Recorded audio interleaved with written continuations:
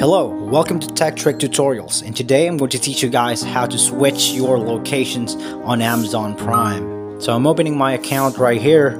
Let's take this through step by step. This is going to be really fast, so all you have to do is go to settings, and then after that we just switch the language. So I happen to be from the Philippines, so I'm going to switch this one right now. It'll restart the app sometimes, but no biggie. So again, quick review. Open the app, go to settings, and then select the languages. Like if you're from United States, you choose English.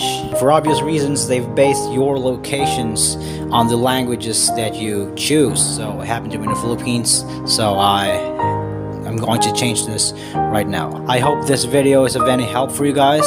Thank you so much for watching Tech Trick Tutorials, and have a nice day.